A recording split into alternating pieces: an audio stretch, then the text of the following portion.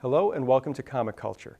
I'm Terrence Dollard, a professor in the Department of Mass Communication at the University of North Carolina at Pembroke. My guest today is cartoonist John Rose. John, welcome to Comic Culture. Oh, well, thank you so much for inviting me, Terrence. I'm very happy to be here. John, you are the cartoonist behind the strip Barney Google and Snuffy Smith, and this is one of those legacy strips that's been around for, if you can believe it, 100 years. So I was wondering if you could tell us a little bit about the history of Barney and how you got involved with Barney Google and Snuffy Smith. Sure. The comic strip was created in 1919. It'll be 100 years old, actually, later in June, and it was created by Billy DeBeck. It first appeared in the Chicago Herald and Examiner newspaper, and then it was picked up by King Features Syndicate. Then Billy DeBeck's assistant was Fred Laswell, and as a comic strip began, it was about Barney Google and his wife. Then after a couple years, they kind of had Barney divorce his wife, and then introduced a horse, Sparkplug. And when Billy DeBeck introduced Sparkplug, the comic strip really began to soar in popularity. Like I said, Fred Laswell was Billy DeBeck's assistant, and Fred worked closely with Billy. And as time went on, they kind of had Billy and Fred had Snuffy introduced by having Barney go into the mountains, the Appalachian Mountains, and Barney met Snuffy at that time. That was in the 1930s, and Billy DeBeck passed away in the 1940s. Fred Laswell took over the comic strip, and he drew the comic strip, and I guess really felt more comfortable with the hillbilly characters, or saw more potential in the hillbilly characters, and kind of changed the focus of the comic from Barney Google to Snuffy Smith. Barney and Snuffy used to kind of go on these big multi-week-long adventures, but kind of the last one they had was in the 50s. It's when they went to Washington, D.C. And at that point, after that point, they kind of phased Barney Google out, and he would just appear from time to time, just on rare instances, and the focus became more on Snuffy Smith and family. I worked with Fred Laswell. I started working with Fred in 1998 as an inking assistant, and then was very honored to work with him. He was a great teacher, a wonderful mentor and friend to me. And when he passed away in 2001, King Features offered me an audition to continue on the comic strip. And I was one of, I think, several that they auditioned. I guess they liked my work the best, and they hired me to do the comic strip, and I've been doing it since that point. Now, it's interesting because Barney Google he was an immensely popular character. If I'm not mistaken, he even had his own song at some point. So it seems kind of risky that the cartoonist is going to take out the title character and replace him with someone else, especially if he's so ingrained with the audience at that point. I think Barney Google kind of reached his height of popularity, and then maybe kind of in the late 20s, early 30s, maybe as he was going down in popularity, they saw more potential with Snuffy Smith going up in popularity. That would be my guess. I wasn't quite around at the time, but that'd be my guess. So you've been on the strip now for I guess almost 20 years, and I'm wondering, in that time, how you work. Have you seen any changes in the early strips that you were working on compared to what you're doing now? Have you seen that evolution in your style and your grasp for the characters? You want me to tell you kind of how Fred hired me, how I ended up working with Fred? I can tell you that first and then go into that. Basically, the way Fred ended up hiring me to be his assistant, I'm a member of the National Cartoonist Society, and I was at a meeting of the National Cartoonist Society, and I was talking with another cartoonist, an editorial cartoonist who was working as an assistant on the Blondie comic strip. And I didn't really know that comic strip cartoonists used assistants. So I thought that would be an interesting avenue to pursue as a way to work on a comic strip, which was always kind of my lifelong dream. And the first cartoonist I thought of was Fred Laswell. Because I loved the Snuffy Smith comic strip. I grew up reading it. It was my grandfather's favorite comic strip. I didn't know Fred, but because I was in the National Cartoon Society, I did have his email. I mean, I'm sorry, his address, not email, his address. So I ended up sketching up some samples and sent a sample Sunday page, some character designs that I'd done along with some of my books, and I sent that to Fred. And Fred was like a legend in our business. So I was, as a cartoonist, you get a lot of rejection, or you send a lot of stuff out and you never hear back.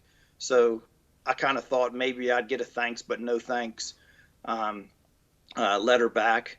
But anyway, about 2 weeks later, I was eating lunch. And I was actually eating a nutritious lunch of Cocoa Puffs, the cereal. And I remember what I was eating. The phone rang, and the voice on the other end of the line said, "John, this is Fred Laswell. I got the packet of samples that you sent me, and I really like the way you draw big noses." And word for word, that's what he said. And it ended up, to make a long story short, that's when he hired me as his assistant. Once I worked with him, and then, as I said, he taught me a lot. And then when he did pass away and I was offered the strip, I really haven't made a lot of changes. As you ask about some of the small things, I've introduced a few minor characters, secondary characters, because the comic strip has a lot of great characters in it already that were created before me. And then I've made the characters literate so they can read and kind of comment on things, maybe in the newspaper, because I thought that would be important in today's world, to have them literate. I even have them sometimes read the newspaper and write a letter to the editor or something like that on occasion, kind of get fired up. But those are probably the main things I've done. I just introduced a few secondary characters. The drawing style, I try to stay as similar to the characters of the cartoonists before me, but of course I know as time goes on, my style has creeped into it as well. So the strips that you do, these come out every day, Sunday through Sunday. So how much time does it take you to do a daily strip, and how long do you spend on those bigger Sunday strips? It takes about 2 hours to do a daily comic strip, and then it takes anywhere from probably 12 to 15 to do a Sunday comic strip, because it's a lot more involved, and I have to color those. I don't color the dailies, but I do color the Sundays. The Syndicate colors the dailies for the online clients, and then for other, some newspapers run them in color. And is this something where you're spending time ahead of time, just writing up the gag or the story, and then before you even sit down, you've spent enough time, hours maybe, coming up with how to put everything together to get that joke just right, so that the drawing encapsulates it? That's exactly right. It's that's actually just kind of the drawing time. I guess you never really know how long, at least with me, I never know how long it's going to take to come up with an idea. But once I have the ideas, it takes about 2 hours, and then about 12 or 15 on the Sunday. And is this something where you're sitting there with the pencils, the board, the brush, the ink, the pen, all that other old style tech that is so much fun to work with? Yes, yeah, I do everything. I guess you'd say I do almost everything traditionally, but there are some things I do digitally. For example, I have created a font to do my lettering, because Fred Laswell actually had a font. He might have been one of the very first cartoonists to ever have a font. But anyway, in the tradition that he taught me, I created a font. But otherwise, I sketch everything out in pencil. Then I take it and enlarge my sketch on my copier, and I throw that on my light table, and then I ink it on my light table. And I use pens and brushes, ink, right, exactly, all the old school stuff. But that's the way I really enjoy doing it, because I got into this because I love to draw, and so that's the way I like to create it. And is this something where you say that you're taking your sketch, you're putting it on the light table, you're putting the board over it? Is that so that you can have a little bit? I notice if I'm drawing, a lot of times if I overwork the pencils, when I go and put the inks on it, maybe I've lost that spontaneity. The line just doesn't have that same life that it would have. Is that something where you're kind of doing a rough pencil and then really polishing it with the ink? That's right. And plus, it also kind of gives me a cleaner original. I think my original art looks cleaner when I ink it through the light table.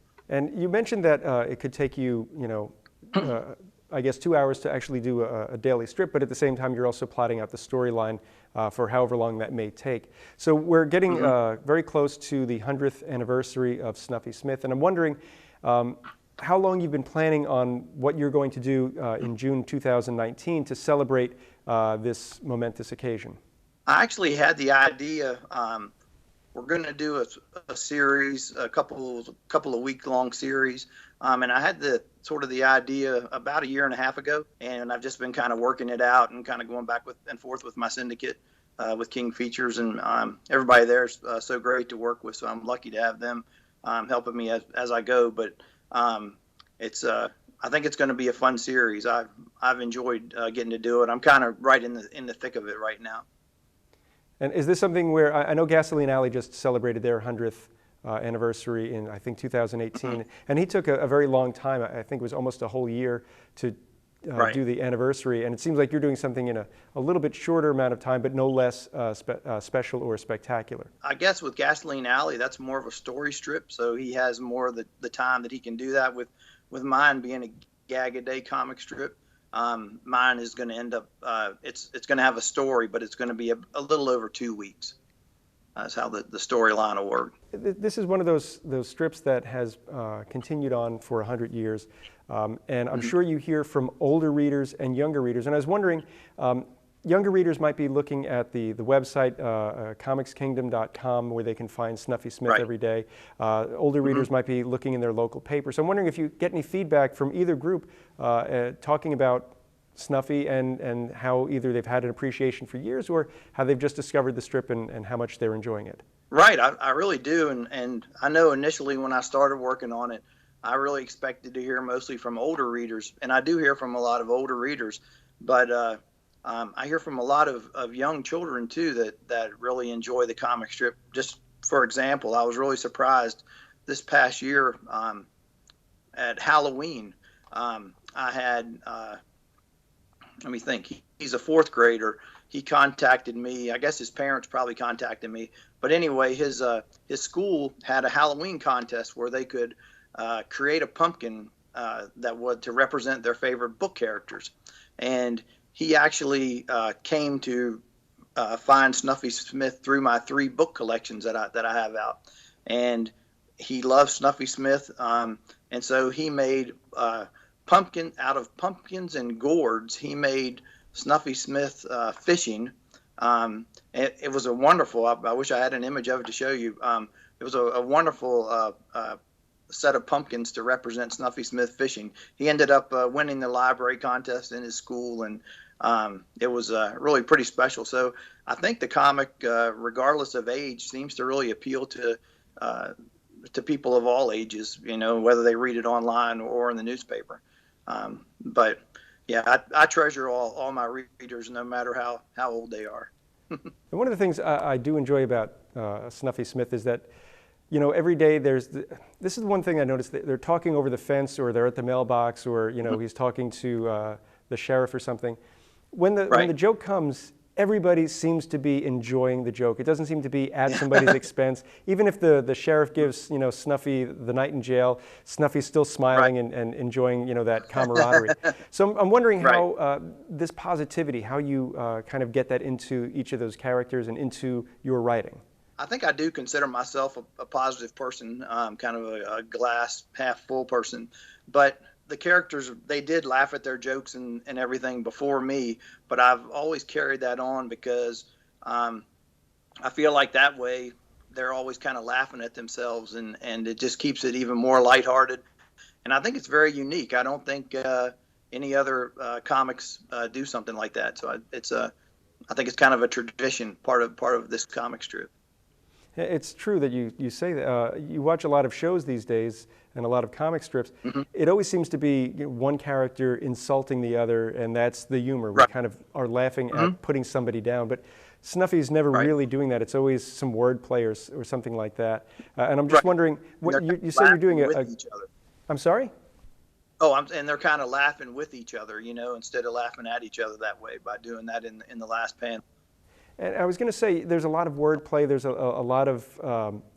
It seems that you're spending a lot of time coming up with just the right way to tell that punchline. So it's one thing to be a cartoonist. It's another thing to be, funny and to put that into physical form. So I'm wondering, how do you come up with that gag that's going to make us smile, make the characters smile, and put it on the page for us every day? I know. I wish I had a secret, but it's just really a lot of listening, a lot of sketching, doodling, just thinking about the characters, putting them in funny situations. So I wish there was a secret to it, but I guess I just think funny things. I don't know. And it's funny because I did speak to Sandra Bell Lundy recently, and she said that she keeps a book, and she'll just write stuff down, whether it's a crazy thought or whether it's some face or physicality or something like that she wants to remember. So I'm wondering if when you're going out, do you take a sketchbook with you? Do you make notes in the phone so that way you don't remember that way you don't forget rather a thought that pops in your head? I do. I have like a notebook that I keep ideas in. And hopefully you have more ideas than you need. I kind of have some that are evergreen, that I can use anytime or all the time. So I do. I keep a notebook. I carry little Post-it notes around, or just try to remember things. Like if I'm in a restaurant and I hear something funny in the booth behind me or something like that. You just never know what could potentially turn into a comic strip. And when you're on a deadline every day, you really need to mine everything you can.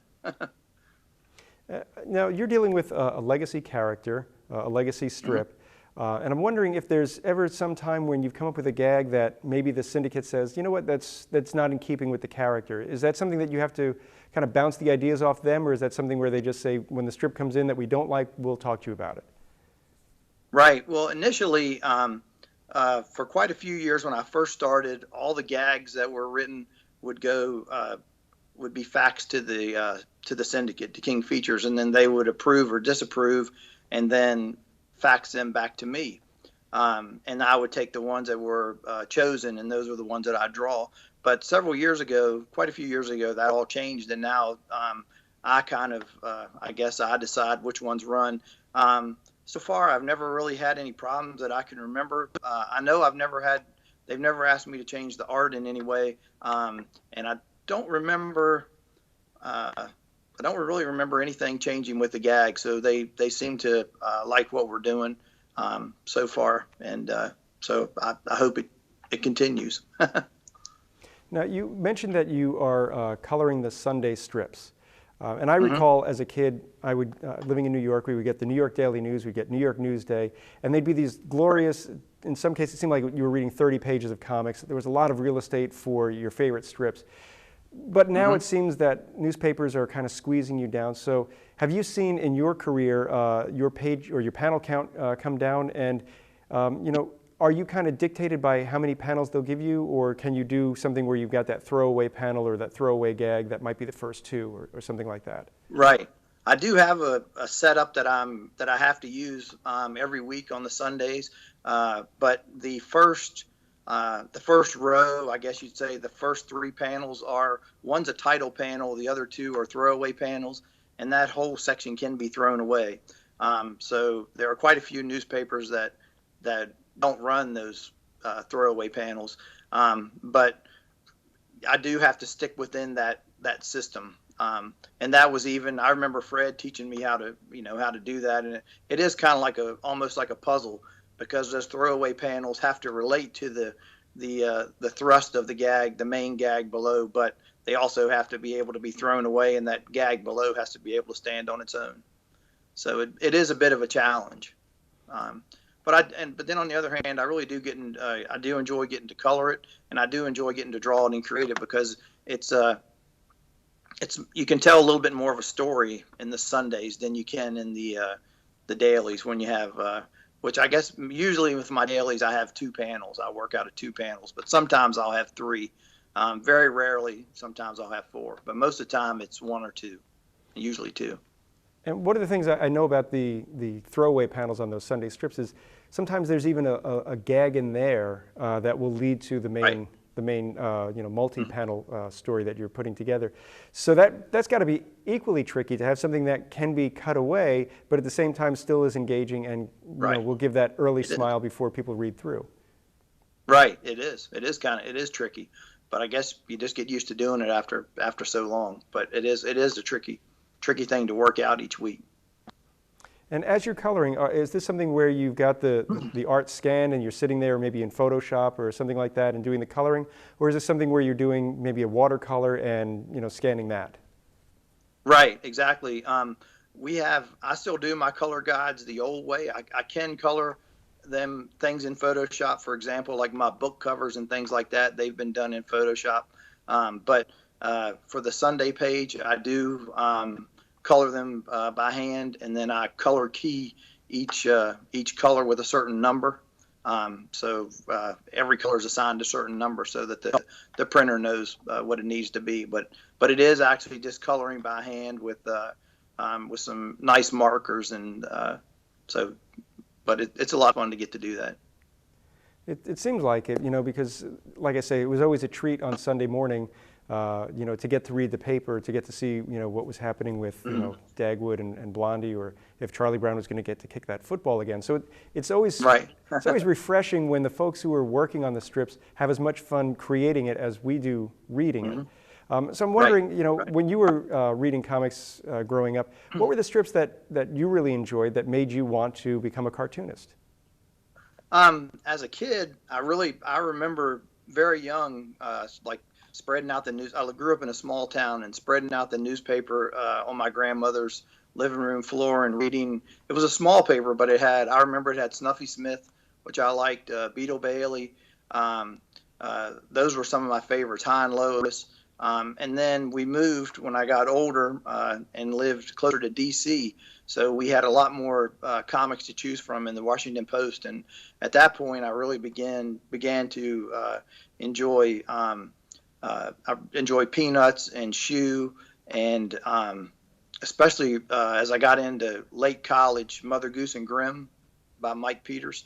That's one of my favorites, and it still is.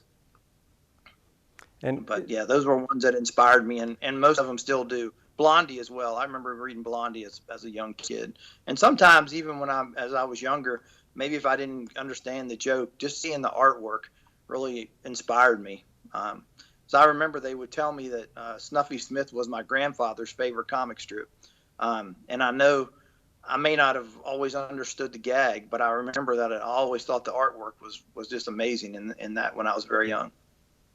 It's kind of similar to me when I was growing up. I couldn't read the words, but I'd have lunch, and my mom would give me the Daily News to look through the funnies, as we call them. And, it would always be, Blondie and Dagwood and Charlie Brown and Snoopy. And it was just something that was to me, it set up a lifelong love of comics and comic books and graphic novels and a show like this. Yeah. So I'm just wondering, as we see newspapers struggling, as we see real estate for comics shrinking up, is this a problem for future generations of comic fans, or will they find a new way to read the comics, like on a website like Comics Kingdom? I hope. I guess personally, I still look at them in the newspaper, and then of course on Comics Kingdom and other websites too. So I feel like, and I hope that comics will always be around, no matter what platform we're on at the time. I feel like people love them. I hope they love them as much as me, but at least almost as much as me. And so I hope they'll be around in whatever platform we have at the time, like I said. And, you talked about you started your career as an assistant.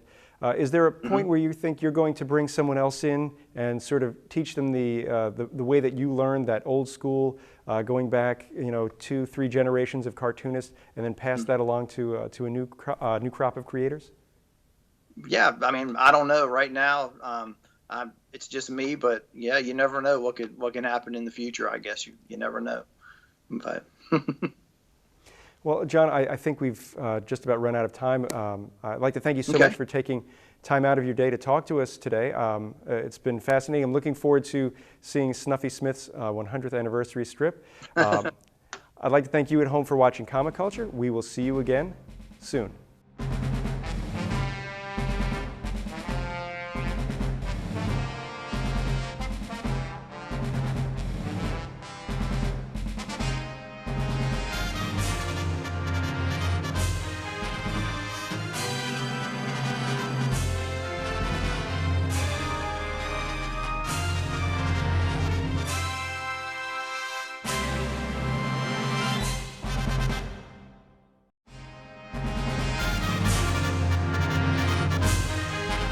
Comic Culture is a production of the Department of Mass Communication at the University of North Carolina at Pembroke.